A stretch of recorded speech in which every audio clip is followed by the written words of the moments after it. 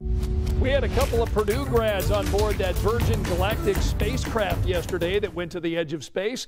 Welcome inside the comfy confines of the Channel 13 studios for a Monday night.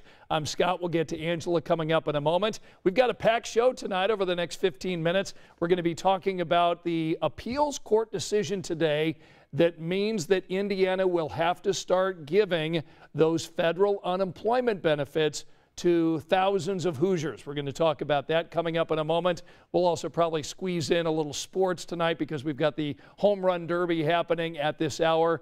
And the USA basketball team lost its second straight game. The Olympics start a week from Friday. Team USA is now 0-2. They lost to Australia. Should we be worried? We'll be talking about that. Let us know where you're watching Facebook Live tonight so we can give you a shout out. But let's begin our Monday evening with Angela, who is fresh off that Jimmy Buffett concert on Friday night at Ruoff. How'd that go? It was amazing to have live music back, I have to tell you. And everyone out there was just happy. Yeah. Jimmy Buffett, and they all looked happy. Just happy, happy, happy to be there and doing something that they love after spending, you know, and what, a year and a half away from music and live music. And he was kind of emotional on stage. There were a couple points where he was talking about the fact that, you know, they couldn't get together. They're of that slightly older age group. Yep. And, you know, well, he was like, at least I was older and got the vaccine early. but it took a while for all of his bandmates to get them and actually be back together and in the studio. And he was kind of emotional. Yeah, they have the beach balls going and the parrots and all. The funny part was the beach balls, because then the beach balls eventually get toward the front of the stage and security takes them then. Oh, really? Yes. Okay, pop them and then haul them away. They have these big cages for the beach balls that they don't want thrown because they don't want stuff thrown on the stage. I'll bet that was a party. It was a really fun time. Always throws a pretty good concert. And we had lots of dry time. I know we talked about it on Friday. If we can have a weekend where we time the heaviest rain, Friday night, Saturday morning, Saturday night, Sunday morning, it's not half bad. Yeah, we were able to squeeze in a pool party for my sister-in-law and didn't get rained on, which was nice. So that was good. And then tonight we have some storms rolling through. We still have a little bit of activity on live Doppler 13 radar, not nearly as active as it was earlier, but I do want to highlight the counties in green. So we go from Montgomery to Tippecanoe, over toward Clinton, Howard, Tipton, Carroll, all of these under what they call aerial flood warning. So basically it's just a flood warning for the county because we had so much rain over and over and over again earlier today that we've got some standing water. In fact, the Clinton County Sheriff's Department had posted some pictures on their Facebook page of some standing water near the fairgrounds. So those areas still have some standing water now that we've lost daylight. We just encourage you to be careful as you're traveling. Very difficult to see floodwaters as the sun goes down, but not a lot to show you left on radar.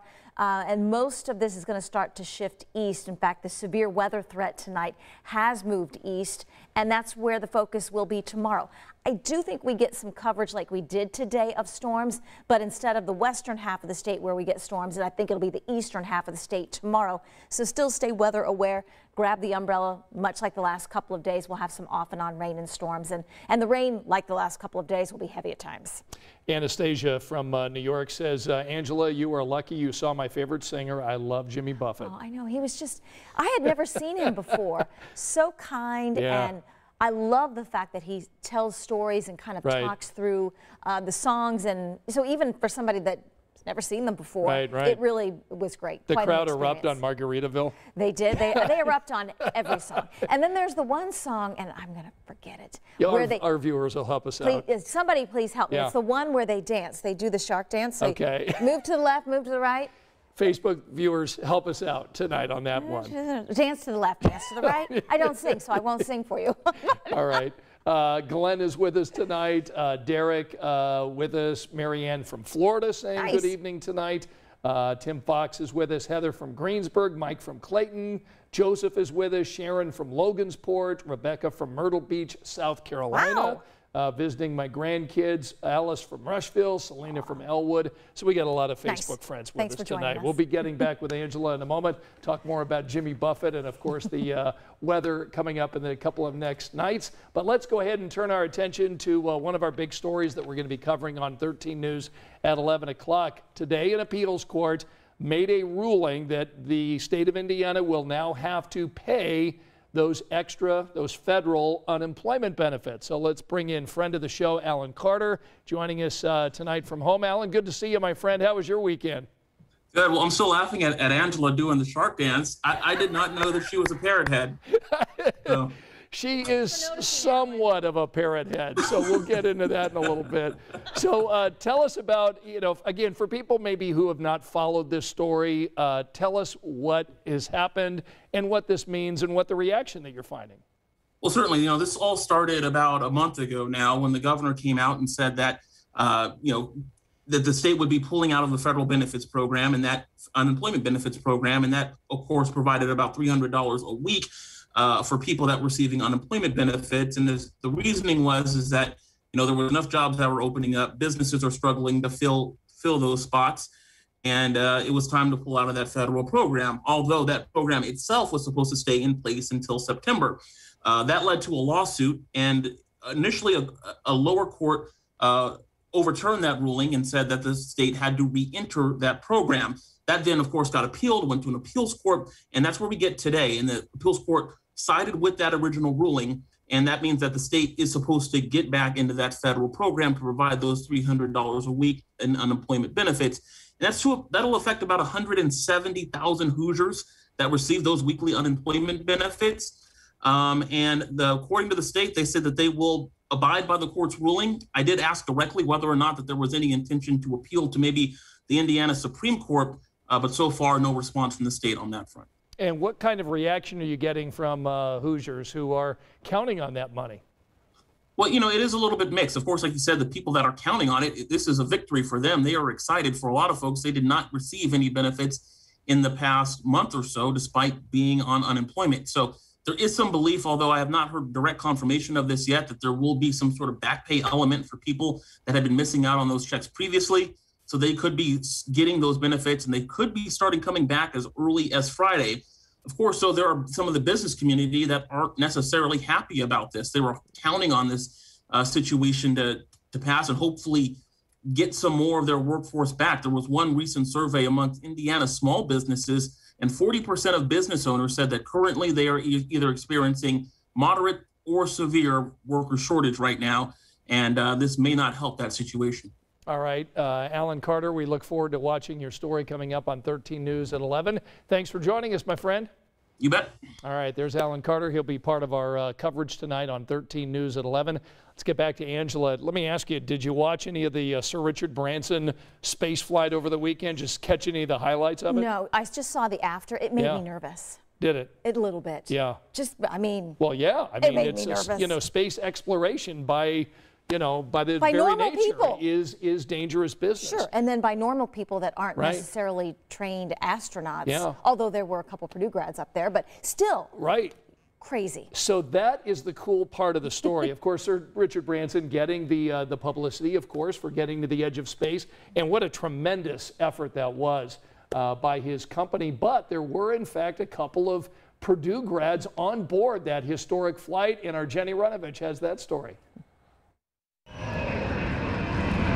Release, release, release. The Virgin Galactic launched Sunday. That is a full duration burn, folks. We are headed to space. Most famous for the civilian billionaire blasting off, carried history with its crew, too. I was once a child with a dream.